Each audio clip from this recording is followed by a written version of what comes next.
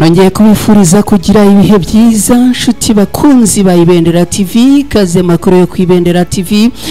Uyu munsi turi kuwa kane ni tariki 11 ukuboza muri mwaka wa 2025.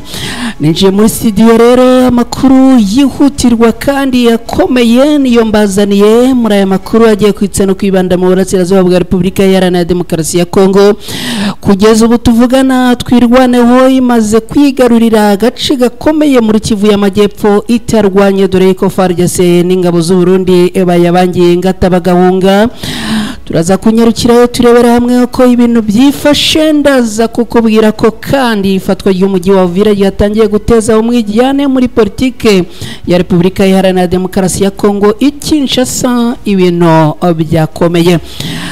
Umwe mu bayobozi bakomeye ba Alliance Fleuve Congo mama 23 yishwe yarasiwe igoma. Itangazo agiye kubika rimaze gushyirwa ahagaragara n'abarwanyi bo mu mutwe wa mama 23.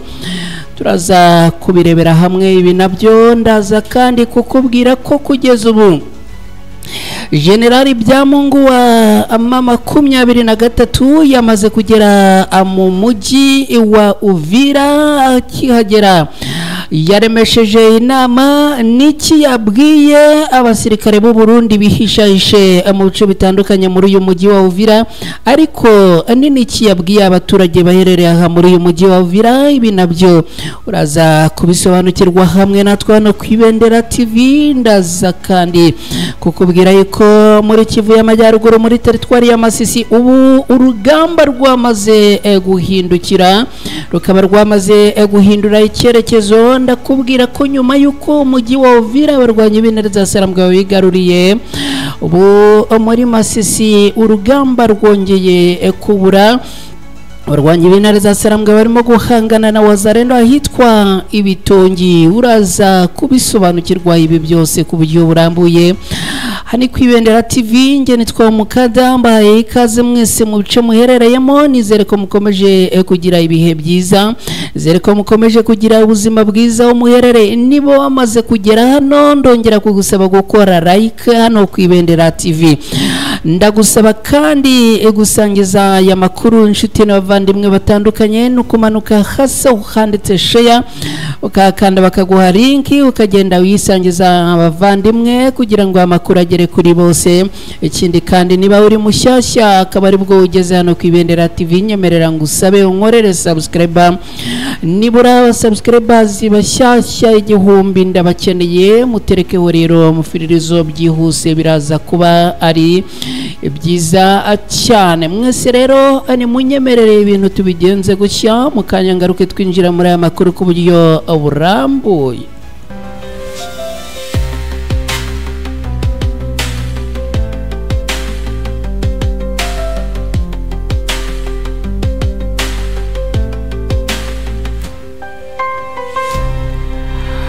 Abaherereye mu karere ka Kayonza mu burasirazuba bw'u Rwanda bari za Nyagatare, bari Rwamagana, bari Gasabo, bari Kicukiro na Nyarugenge mu mujyi wa Kigali, bari muri Rurindo, bari Rubavu, bari Musanze, bari Gakenke, bari Karongi, Rusizi na Nyamasheke ndetse na Muhanga na Huye. Mumeze mute? Reka twizere ko mumeze neza.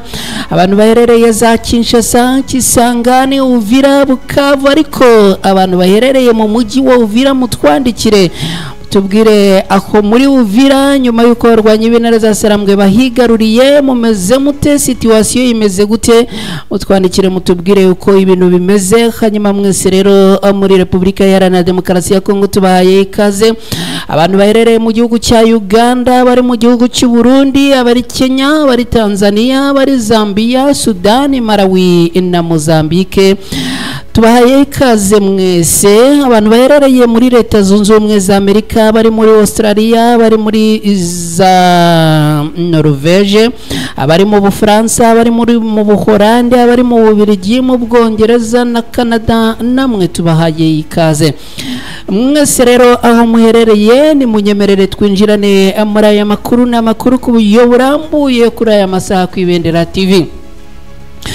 kugeza ubu ngubu ndakubwira yuko twirwaneho imaze kwigarurira agace gakomeye muri Kivu y'Amajyepfo itarwanye FARDC n'ingabo z'u Burundi FDNB na Wazalendo ngo bayabangiye ingata abahunga masigamana. Amakuru mashya aturuka muri Kivu y'Amajyepfo aravuga ko abarwanyi batwirwanaho bamaze kwigarurira Indondo na gace gaherereye muri groupement ya Bijombo muri territoire ya Uvira ni muri Kivu y'Amajyepfo muri Repubulika Iharanira Demokarasi ya Kongo. Ibi rero ngo birerekana impinduka zikomeye mu miterere y'umutekano nyuma yisubizwa inyuma y'ingabo zo ku ruhande rwa leta ya Kongo n'iz'u Burundi. Mu masaha ya mu gitondo nibwo ibi bintu byatangiye kumenyekana, bikaba bivuga ko hagana ku isaha y'isambiri z'ijoro abasirikare b'u Burundi ndetse na FARDC ngo batangiye guhunga amasigamana birukanka abadakoza amaguru hasi. Hanyuma rero ngo bagenda bava mu Ndondo bagenda rero abava no mu bindi bice bya Murambya na Gahuna n'ahitwa Kuumu Geti n'ahandi. Nyuma yo kutswa igitutu gikomeye n'ingabo zatwirwanaho rero abasirikare bakaba abagiye biruka batareba inyuma. Hanyuma rero abarwanyi batwirwanaho bahita bigarurira ibi bice gutya nta mirwano ibaye. Amakuru aturuka muri ibi bice yemejwe n'imboni zacu ziherereye aha mu Bijombo aravuga ko twirwanaho yasatiriye mu gitondo cyo kuri uyu munsi ahangaha igahita yirukana burundu ingabo zari zisigaye muri ibi bice tumaze kuvuga haruguru. Abo basirikare ba FARDC n'abo Burundi nk'uko bikomeza bivugwa n'abaturage batuye muri aka gace ngo kugeza ubu barimo guhungira hitwa Bibogobogo berekeza mu mujyi wa Barakani muri territoire ya Fizi ni muri Kivu y'Amajyepfo muri iki gihugu. Kugeza ubu amakuru aremeza ko twirwanaho ariyo ifite ububasha mu bice bikomeye birimo Kuumu Geti, Kagogo, Irango n'utundi duce twari dusanzwe tugenzurwa n'ingabo z'u Burundi na FARDC. Ibi rero biratuma Bijombo n'inyengero zayo ziba imwe mu duce turimo impinduka zikomeye mu rwego rwa gisirikare muri Kivu y'Amajyepfo. Ibi byose bibaye mu gihe barwanyi b'intare za Sarambwe na twirwaneho bari mu rugamba rumaze guhindura isura y'umutekano mu burasirazuba bwa Kongo, aho ku wa kabiri tariki 9 Ukuboza muri uyu mwaka bafashe umujyi ukomeye wa Uvira, ikintu cyahinduye imiterere y'imbaraga mu rugamba rukomeje kubera hanga muri Kivu y'Amajyepfo muri Repubulika Iharanira Demokarasi ya Kongo. Kugeza ubu rero ibi byose byamaze kuzamura umwijyane muri politike ya Repubulika Iharanira Demokarasi ya Kongo i Kinshasa. Kuri uyu wa gatatu ni ku munsi w'ejo tariki 10 Ukuboza muri uyu mwaka kwinjira cyangwa se gufatwa kw'abarwanyi b'intare za Sarambwe bafata uyu mujyi wa Uvira muri Kivu y'Amajyepfo byatumye ibintu bikomeza kuba nabi cyane, dore ko bikomeje gutera kutavugwaho rumwe muri politike ya Kongo, mu gihe bamwe abashyigikiye ko imishyikirano yatangira vuba kugira ngo hirindwe gukomeza ikibazo cy'umutekano, abandi barasaba ko abayobozi babibazwa. Juvenal Munombo n'umukada w'ihuriro riri ku butegetsi niyo sakere akaba yarahoze ari n'umudepite ku rwego rw'igihugu, yemeza ko uko ibintu bimeze ubu bigomba gukemurwa binyuze mu biganiro. Kubwe ngo intego ya 2023 no gushyira igitutu kuri guverinoma kugira ngo yongere gusubira mu biganiro byaduha. Arasaba rero ko ibiganiro byahita byongera bigasubukurwa byihuse na Alliance Fleuve Congo 23 kugira ngo hirindwe ko ikibazo cy'umutekano gifata indi ntera yo ku rwego rwo hejuru. kuba abarwanyi b'intare za Sarambwe barinjiye muri Uvira ingabo z'igihugu zitiriwe zinahanyanyaza ngo zirwane bifatwa na bamwe mu banyapolitike bo muri Kongo nk'agasuzuguro ku gihugu cyabo cya Repubulika Iharanira Demokarasi ya Kongo. Uko gufatwa k'umujyi w'ingenzi muri Kivu y'Amajyepfo bigaragaza ibibazo by'umutekano muke kandi byateye kunenga abayobozi bashinzwe gukemura iki kibazo. Jean Baptiste Muhindo Kasekwa, umwe mu batavuga rumwe n'ubutegetsi bwa Kinshasa akaba n'umwe mu bagize ihuriro rya Ramuka, ashimangira ko hakenewe ukuri no kubaza abantu inshingano zabo. Kubwe igihe ngo kirageze ko abayobozi batanga ibisobanuro kuri iki kibazo. Aba banyapolitike abatanze ibitekerezo bakaba babitanze mu kiganiro kuri gahunda y'ibiganiro hagati y'abanyekongo ni kuri Radio Kapi ivugira muri Repubulika Iharanira Demokarasi ya Kongo. Bamwe muri aba banyapolitike bakaba bongeye kunenga bikomeye cyane igisirikare cyabo cya FARDC, igisirikare cy'u Burundi, abarwanyi ba Wazalendo ngo kuba umujyi wa Uvira warabafatanwe batanakhanyanyaje ngo barwane ngo nagasuzuguro gakomeye cyane ku gihugu cyabo, ndetse ngo ibi bagomba kubibazwa. Ubu tuvugana umwe mu bayobozi ba Alliance Fleuve Congo 23 amakuru yamaze kujya ahagaragara. Inkuru y'akababaro ivuga ko umwe mu bayobozi bakuru babo yishwe arasiwe igoma mu burasirazuba bwa Repubulika Iharanira Demokarasi ya Kongo. Kuri uyu wa kane ihuriro rya Alliance Fleuve Congo 23 yemeje yicwa y'umukada wayo ni Magelwale Paruku wahoze ari umunyamakuru muri Kongo, akaba ngo yarasiwe mu muhanda y'Igoma ku munsi w'ejo ku wa gatatu tariki 10 Ukuboza muri uyu mwaka turi mu 2025. Magelwale Paruku Kavunga wari ufite imyaka 58 yavutse ku itariki ya 12 Ukuboza mu mwaka w'1966 avukira i Butembo. Akaba yari umuntu uzwi cyane mu muco mu burasirazuba bwa Repubulika Iharanira Demokarasi ya Kongo. Yari umunyamakuru, umwanditsi, umusizi, umucuranzi, umunyarwenya, ni nawe ngo washinze Radio Kivu 1 igitangazamakuru gikomeye muri ako karere. Uyu rero wari wegerewe na Corneille Nanga, yari yarabaye umujyanama mu by'umuco n'ubuhanzi muri Minisiteri y'Umuco ya Repubulika Iharanira Demokarasi ya Kongo mbere yo kwinjira muri Alliance Fleuve Congo 23 nyuma yo gukora nk'umuyobozi mukuru muri Minisiteri. Muri Nyakanga mu mwaka w'2024 no kuvuga mu mwaka ushize, Magelwale Paruku yakatiwe urwo gupfa mu rubanza rwaburanishijwemo na Corneille Nanga n'abandi 24 baburanishijwe mu rukiko rwa gisirikare rwa Gombe. Bakurikiranweho ibyaha by'intambara, ubuhemu no kugira uruhare mu nyeshyamba mu burasirazuba bw'iki gihugu.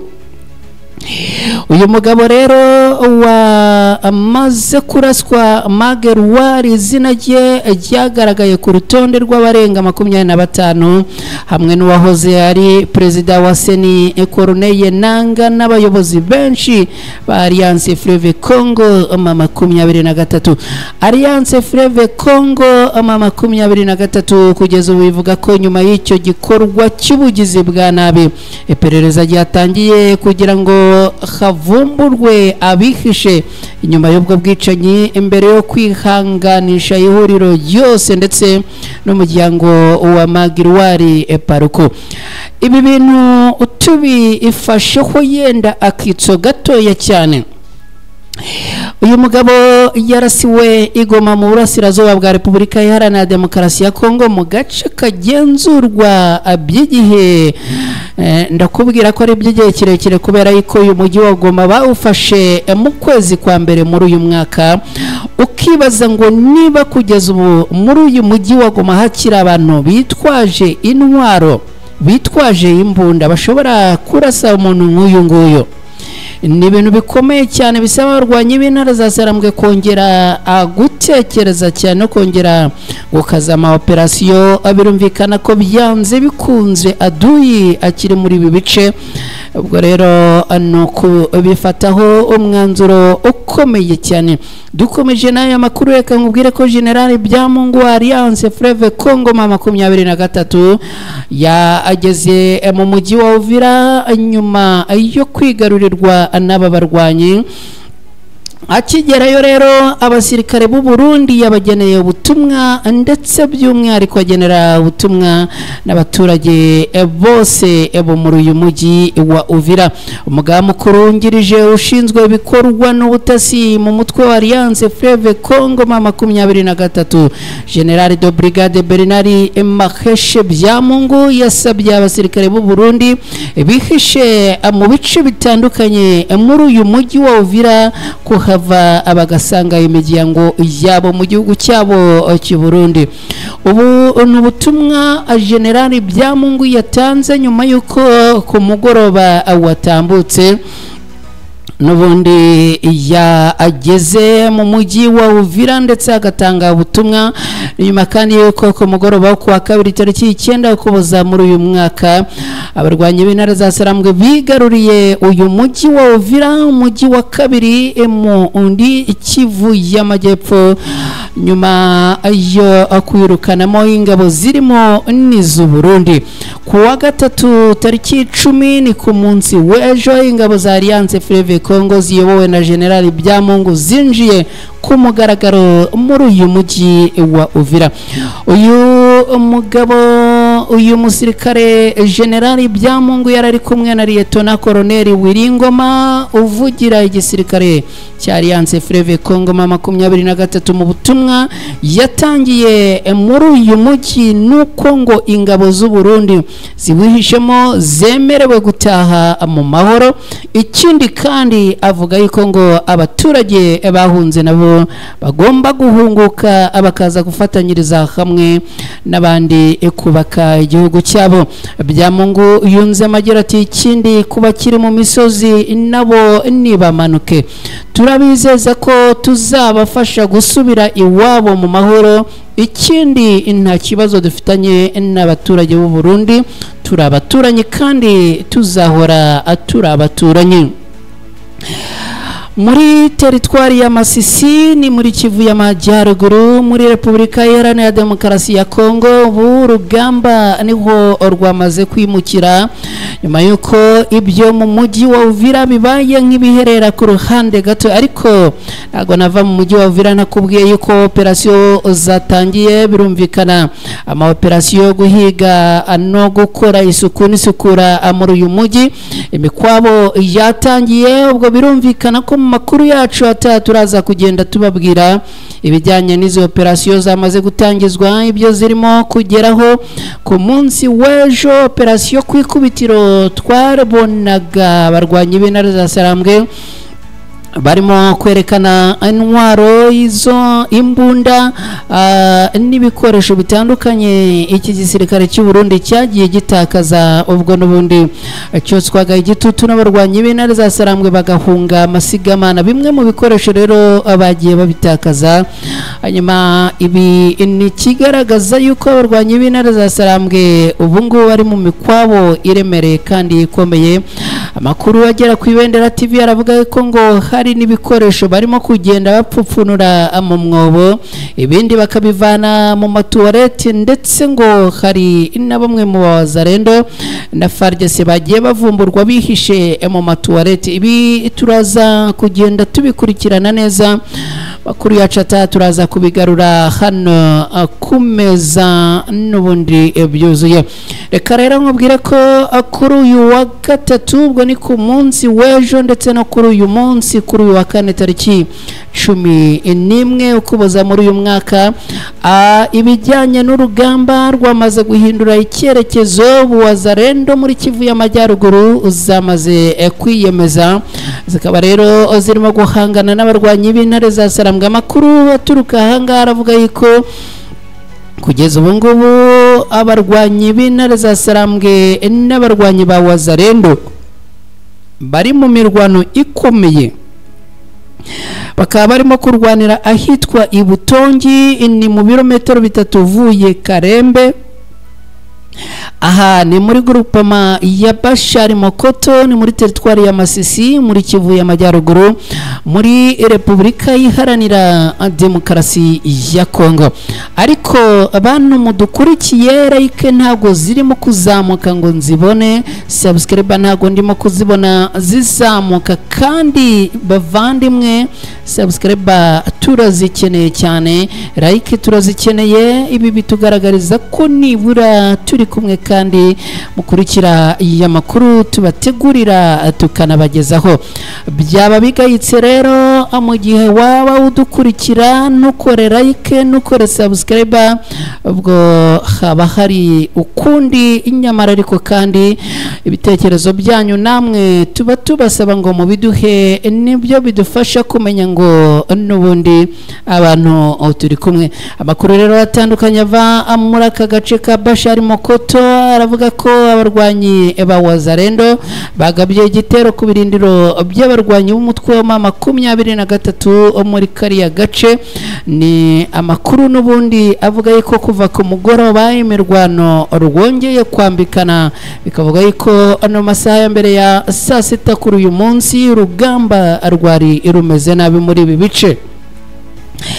Aya makuru aremeza ko ngo urusaku rw'intwaro ziremereye n'izoroheje rurimo kumvikana muri aka gace k'imirwano. Ibi bikaba byatumye abaturage bo muri iyi midugudu bahunga, abandi bihisha mu nzu zabo. Nyuma y'imirwano ubwoba rero ngo bwatashye ku baturage baha muri Karembe na Karongi. Amakuru aturuka muri ibi bice kandi aravuga ko muri Bitongi hagaragaye urujya n'uruza rwinshi rw'abaturage barimo guhunga.